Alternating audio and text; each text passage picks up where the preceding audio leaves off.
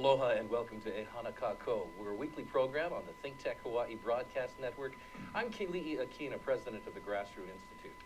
One of the most valued treasures here in the state of Hawaii is the Aloha spirit. The Aloha spirit means that we work together, we live together, we help one another, and that everyone is included. That has always been the case in Hawaiian culture and in the Hawaiian Kingdom and the state of Hawaii. But it's under attack today, and we're going to be joined with a couple of gentlemen who are helping us to preserve the Aloha spirit. I am a plaintiff in a case that has recently been filed in order to preserve the Aloha spirit. We'll tell you the details about that in a moment. But we are joined today by Robert Popper of Judicial Watch in Washington, D.C., as well as Michael Lilly here in Hawaii. But let's start and say aloha to Bob. Bob, thanks for Skyping in today, and aloha to you all the way across the ocean and then the continent. Aloha, and it's a pleasure. It's good to see you again. Bob, Judicial Watch is a well-known public interest law firm. I wonder if you'd tell our viewers a little bit about the organization.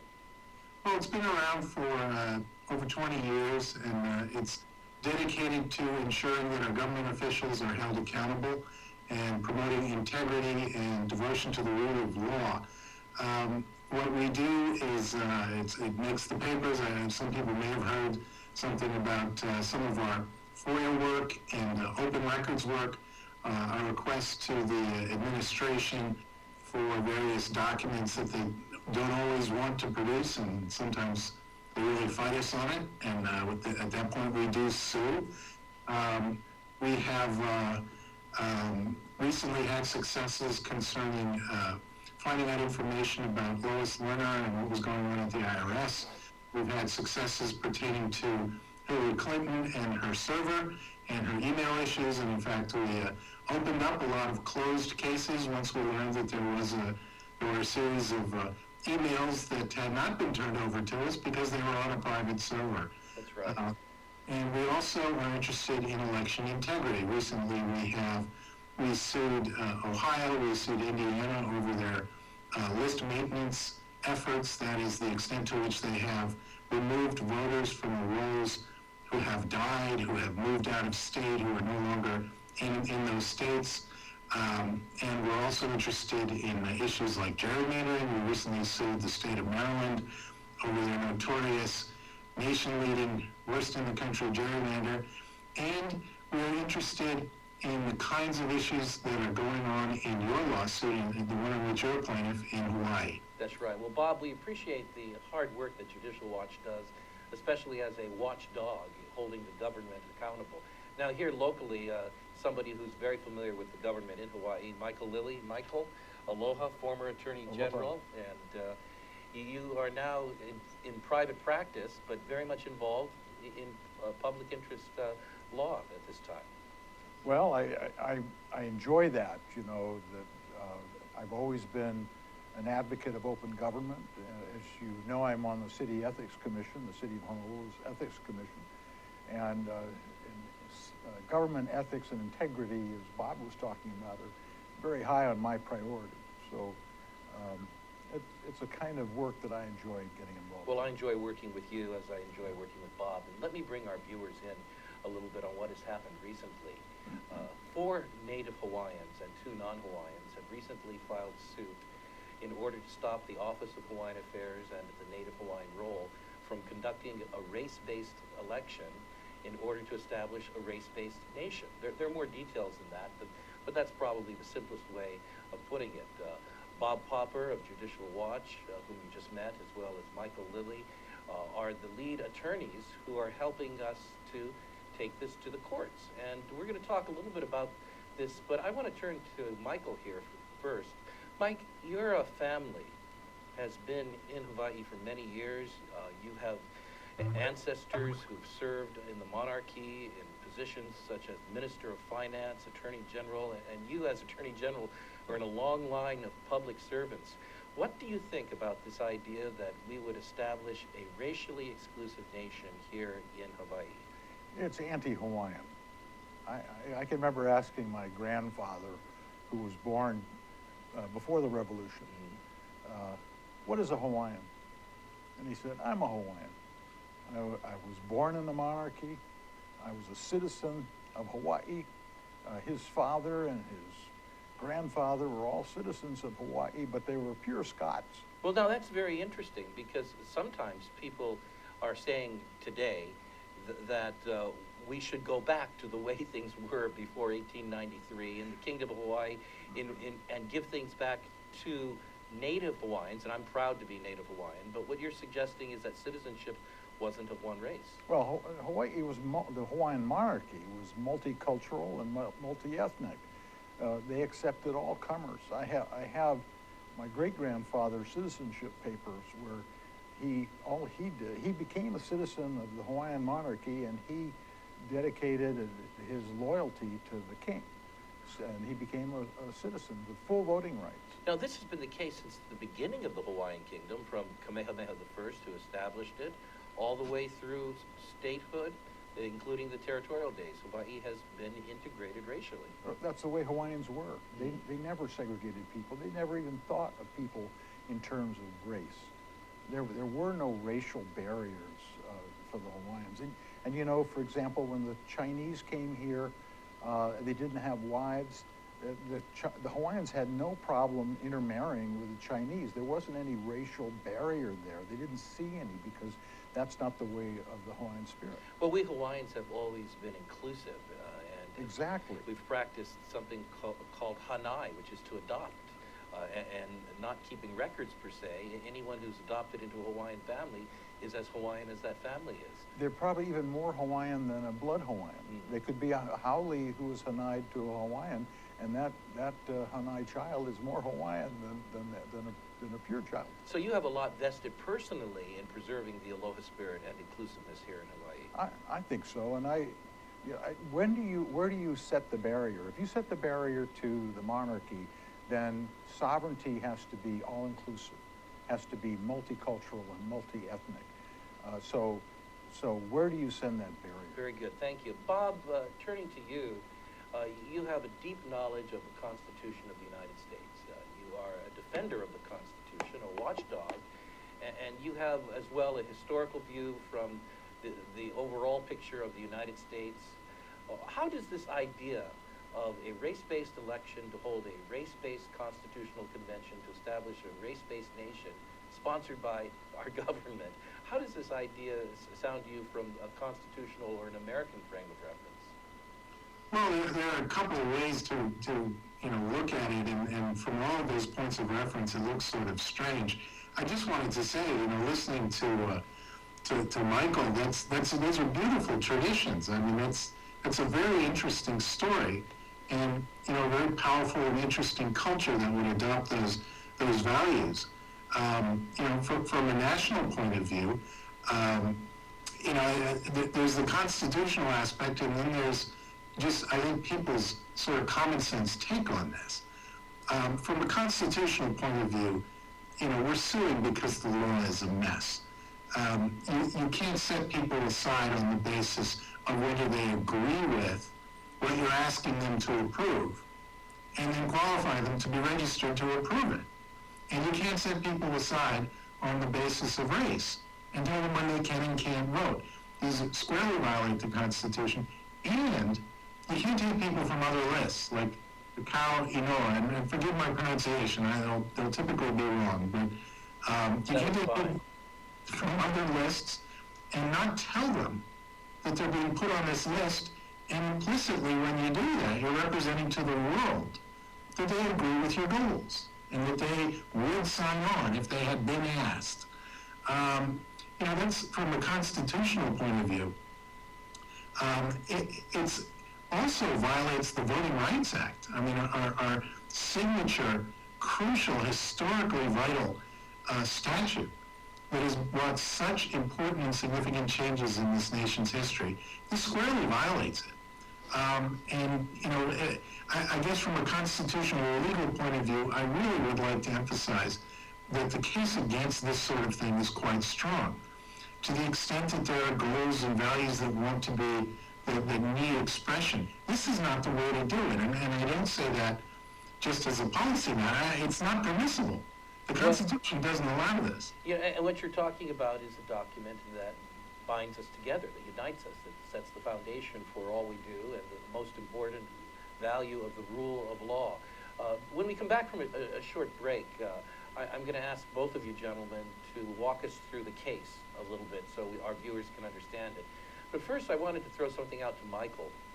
Michael, you were remarking to me how you have been contacted by Native Hawaiians, and the reception that this case has received is very positive from what you've heard.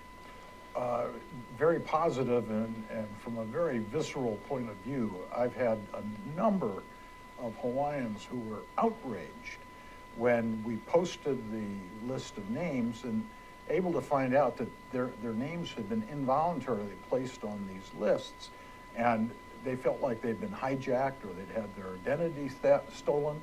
And then when they tried to get their names off, they were roadblocked. People were trying to prevent them from taking their names off the list, and they were just incensed that someone would involuntarily do this to them.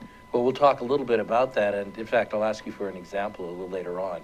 I'm with Michael Lilly and Robert Popper, attorneys who are working with a group of 4 Native Hawaiians and 2 non-Hawaiians to put a stop to the attempt to establish a race-based, by our government, to establish a race-based nation through a race-based election. And when we come back, we're going to tell you some things that you may not know from the news media, but are quite fascinating. One of which is that Native Hawaiians are rallying to this cause, and we'll give you some examples when we come back. I'm Keli'i with the Grassroots Institute.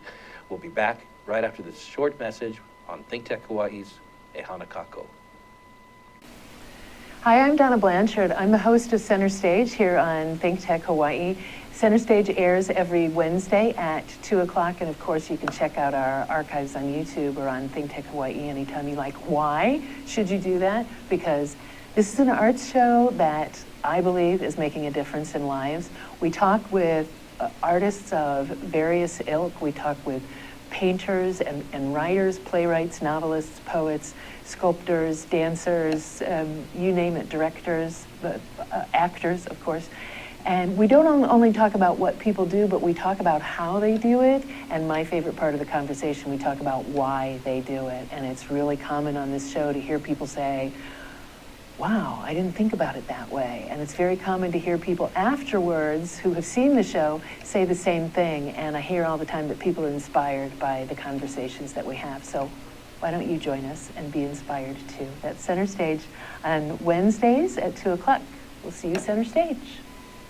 Well, thanks for staying there. Welcome back to Ehana Kako. We're here every week on the ThinkTech Hawaii Broadcast Network. At the Grassroots Institute, we love a venerable old Hawaiian saying, e pule kako, which is let's pray together. But we have also come up with a new saying, Ehana kako, which means let's work together. Let's work together to build a better economy, better government, better society, and that's the theme of all we do at the Grassroots Institute. And here today, I'm joined by 2 gentlemen who are deeply committed to this concept. They are Michael Lilly in the studio with me now, and Bob Popper from Washington, D.C., attorneys who are helping us to sue for the preservation of the Aloha spirit.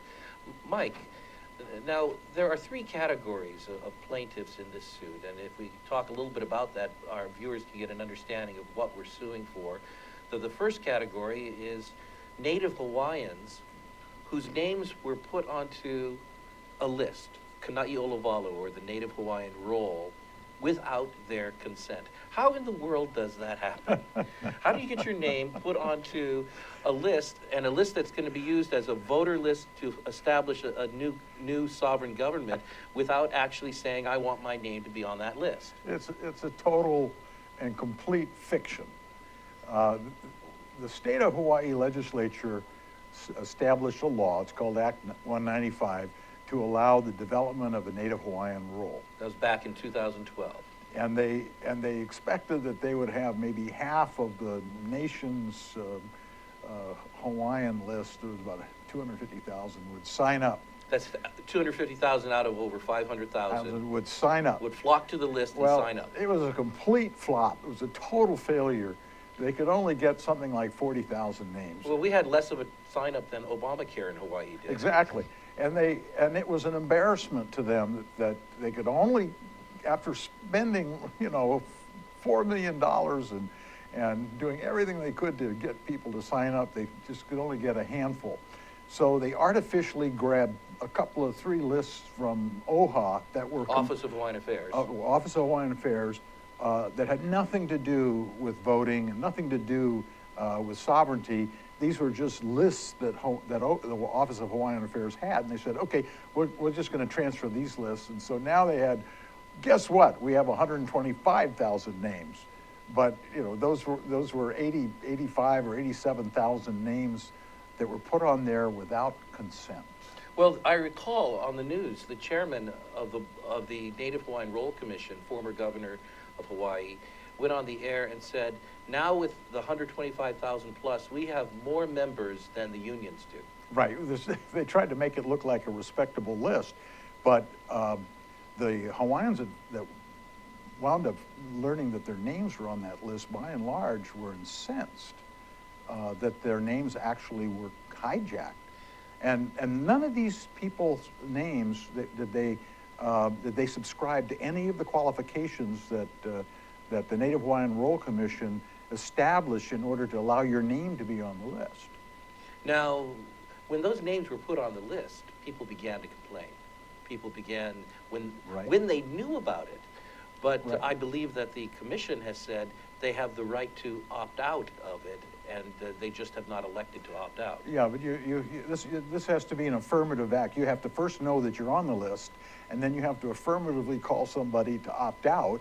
And those Hawaiians that I know of that have tried to opt out, they make it very difficult for it. They try to keep you from opting out, so it's not an easy process.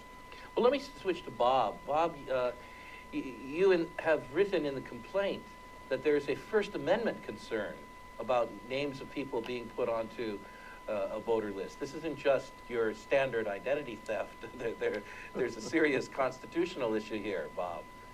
Yes, that's correct. I think it's common sense for most people that the First Amendment says the government can't tell you to not talk about certain topics, to not express certain opinions.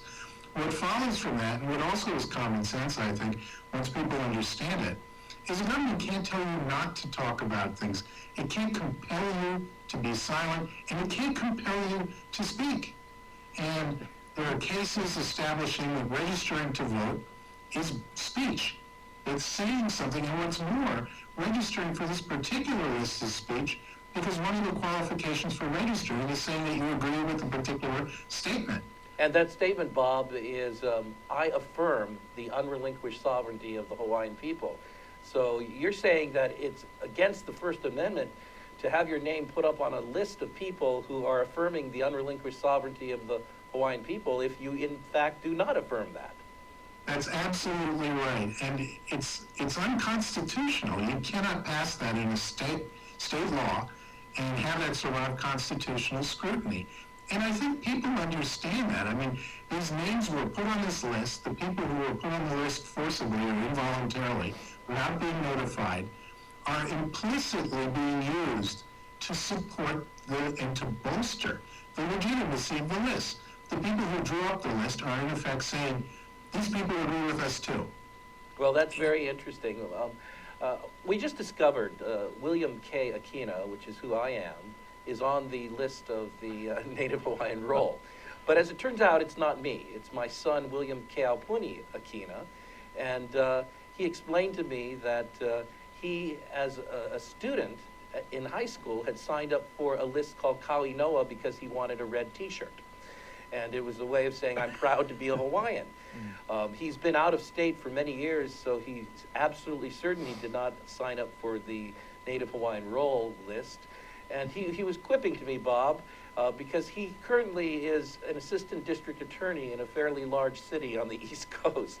And he said, well, I could sue because this is going to damage my career. I can't rise up in the ranks of prosecutor unless I can't do that if there's a record saying that I affirm the unrelinquished sovereignty of another nation. I'm supposed to uphold the Constitution of the United States. Now, I'm not going to tip the hat and say he's going to sue. He was joking in that, but does he have a point? Well, absolutely. I mean, that's an interesting conundrum. In fact, he's injured in the way that he describes, but he's also just injured in the way that the plaintiffs that you're working with and that we're working with are injured. They are being held up as if they have said something. They were forced to say something by being registered without being told, and they don't like it. They don't want to say it. And the Constitution protects people from that sort of usage by their government. You don't have to be a poster child for anything you don't like. Well, I'm glad that you have identified that one of the harms, and significant harms, is that First Amendment rights are being violated in this practice. But a good number of people with whom I've spoken who object to having their name transferred from another list to the Native Hawaiian roll aren't familiar with that harm in particular. And Mike, you've talked to some of them. They have a more visceral reaction. There's a lady whose letter you shared with me recently who was just livid about finding out that her name had been transferred. And not just her, but 500 of her friends and relatives that they know of, and she wants to do anything and everything that she can do to have her name removed from the list. And when she called Na'iaupuni, or the Native Hawaiian Roll Commission, to have her name removed, they basically made it so difficult that it wasn't going to happen.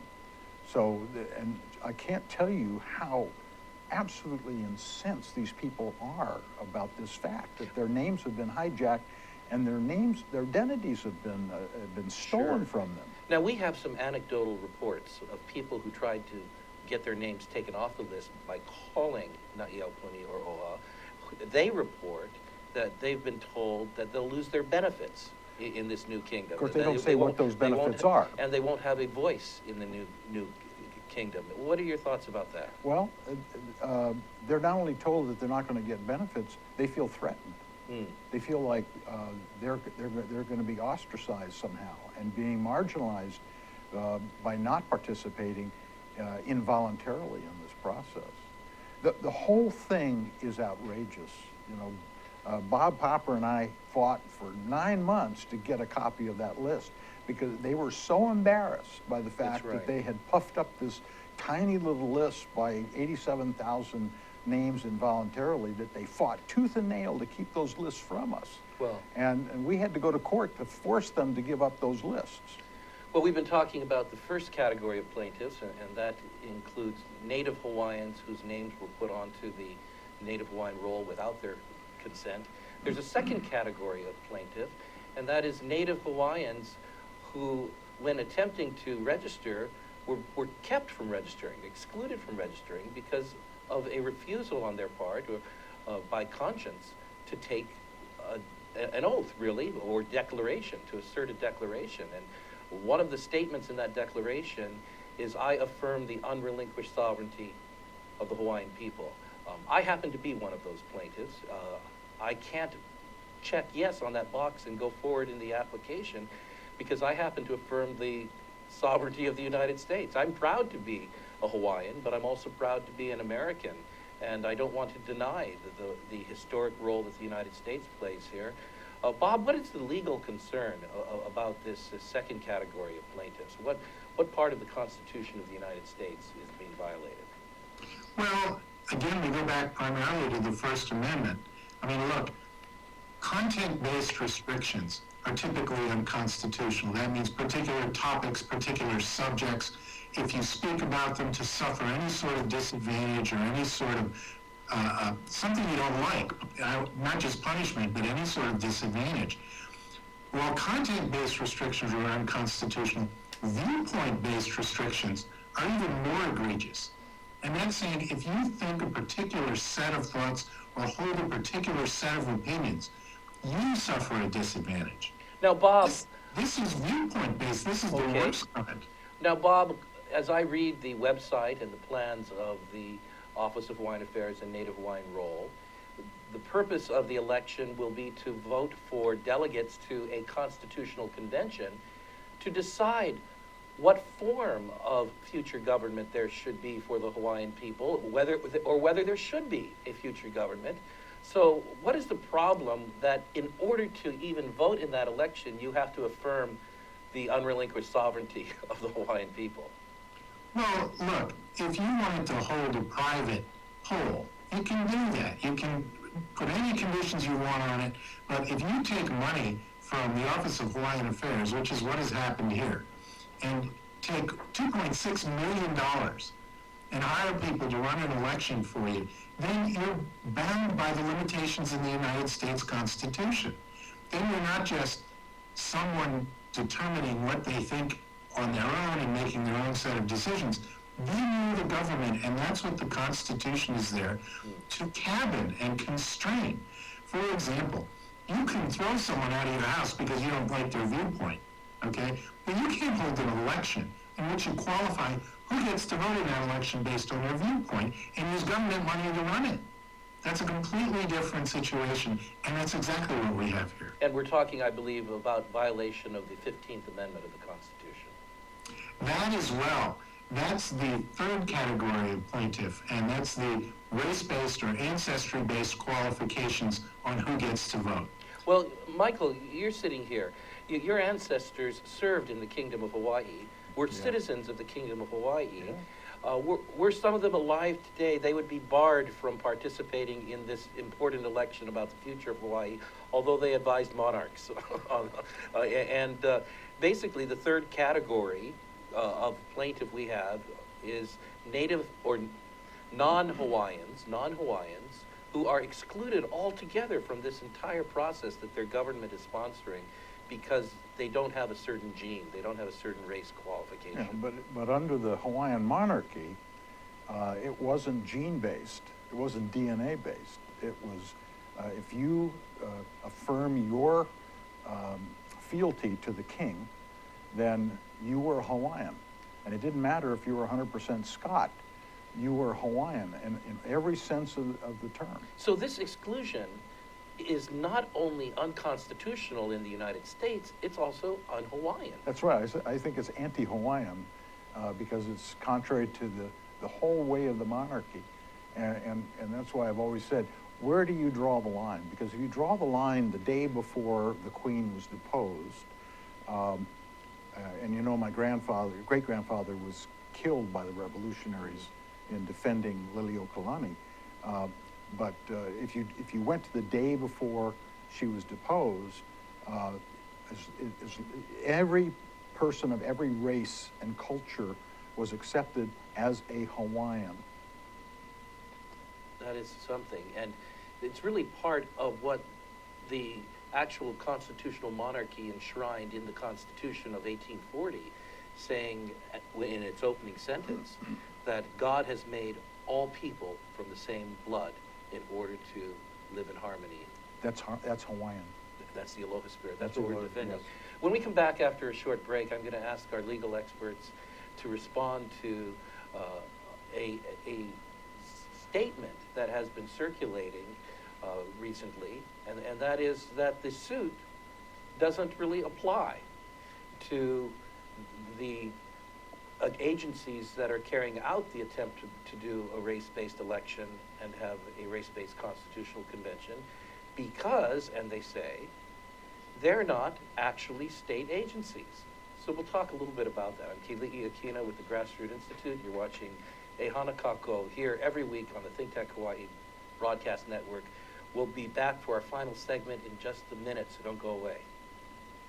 Aloha, welcome to ThinkTech Hawaii. My name is Josh Green. I'm the host of a program called Healthcare in Hawaii. I'm a physician. I work in the emergency department on the Big Island. I also serve in the state senate, which, please don't hold that against me, doesn't detract from my television program. We speak about all the big healthcare issues in the state. We get together on Tuesdays from 2 o'clock till 3 o'clock in the afternoon, and we try to talk about the most important issues in healthcare. This is a terrific venue for people to learn about healthcare. There are many programs on this station. We broadcast it later, not just on the internet, but also on OC16. Thanks for joining us. Please be informed healthcare consumers.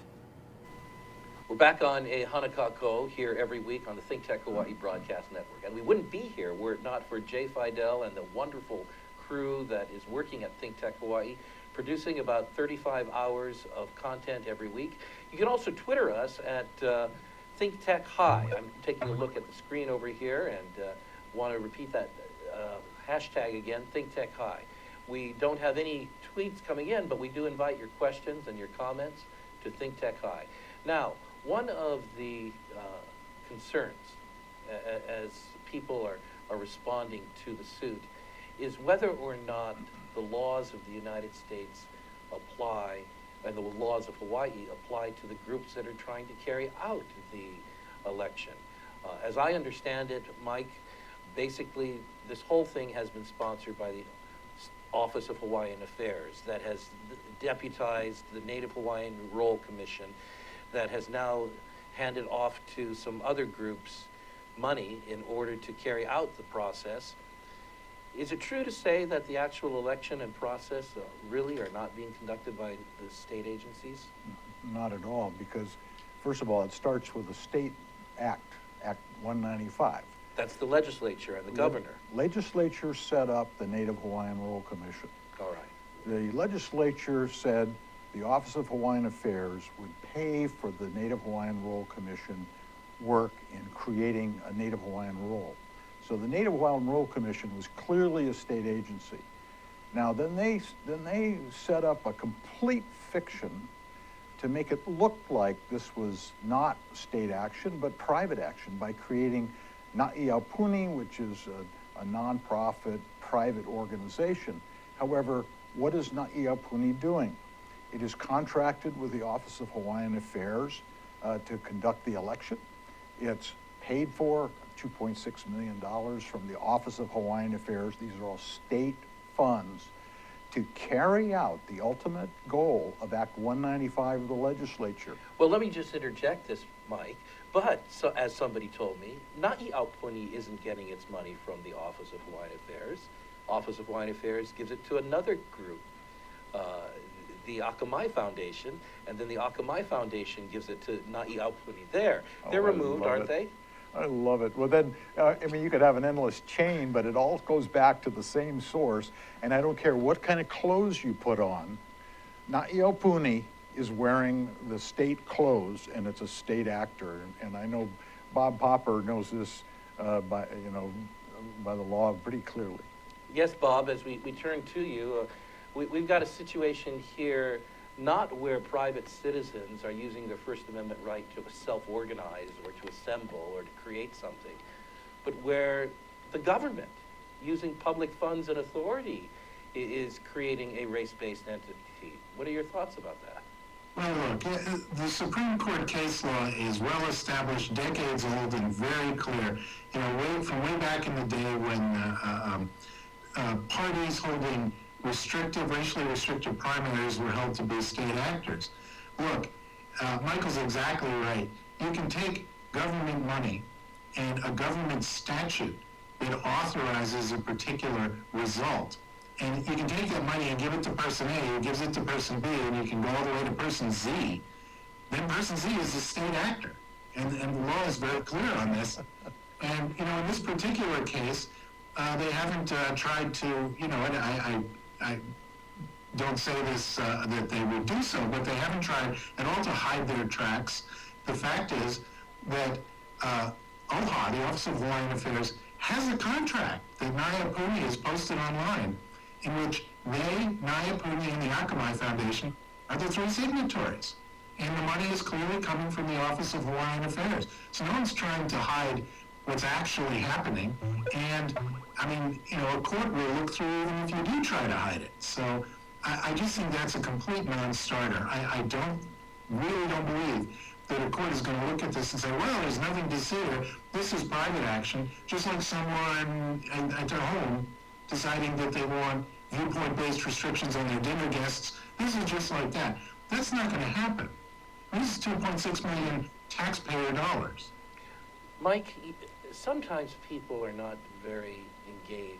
I'm talking about our people in Hawaii, not very engaged in these kinds of issues. Our voter turnout is extremely low as a state and so forth.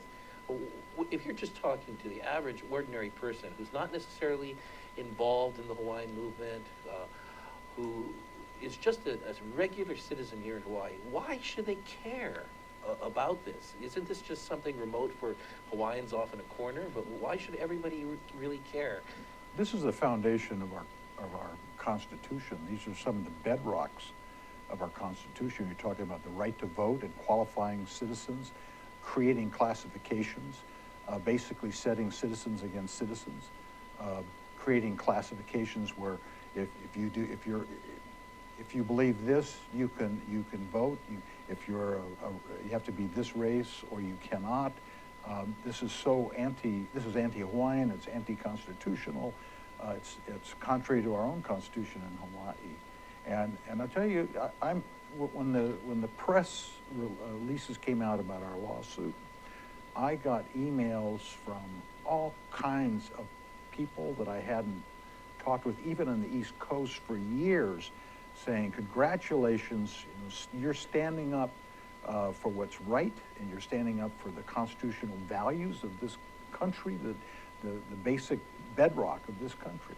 Well, that's an expression of how profound this is. So it's definitely not something off in the corner. We also have very low voting in the Office of Hawaiian Affairs Trustees elections, which are open to all people, regardless of race. But what you're saying is that this is something everyone needs to care about. I think everyone does. This is vital. This is vital to our country. Bob, what are the implications for the nation?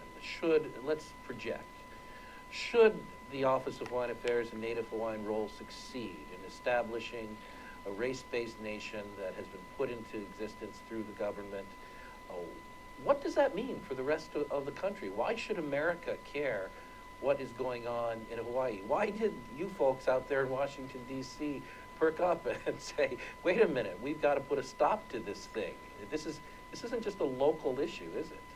No, I actually think this is one of the cases I'm absolutely the proudest to be working on. I mean, look, I'm no expert in secession movements throughout the country.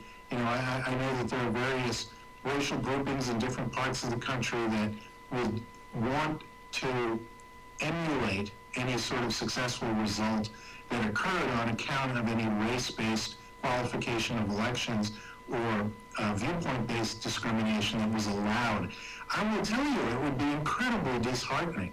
You know, then people would look back on the period of time from the time the Voting Rights Act was enacted in 1965 to the present, and they would say that was the time when race-based qualifications for elections were not permitted. And then after this time, they would say this was the time when they were permitted. You know, it's very important that we not allow that to happen. You know, the Constitution has an equal protection clause. It has the 15th Amendment, which says that you cannot qualify people's right to vote based on race or color.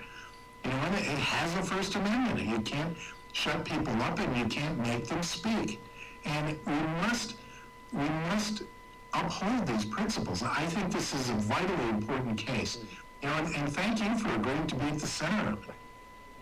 Well, I'm going to step to the side and let you two gentlemen be in the center during most of the litigation for this. Mike, when somebody sits down with us and asks us, at the end of the day, what do you want to accomplish? I mean, are we just trying to stop some agencies in their tracks because we don't like them or we don't think they should be doing this?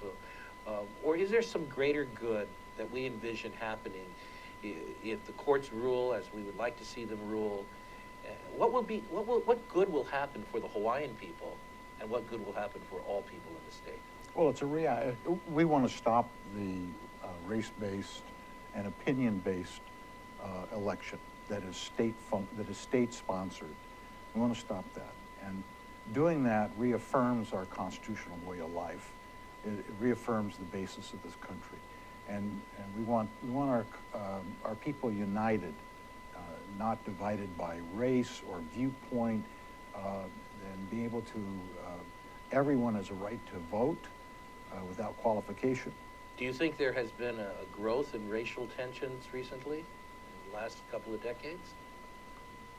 When I was growing up, we were all minorities, and I always felt that we were very integrated, much more integrated culturally and ethnically than any other state in the nation.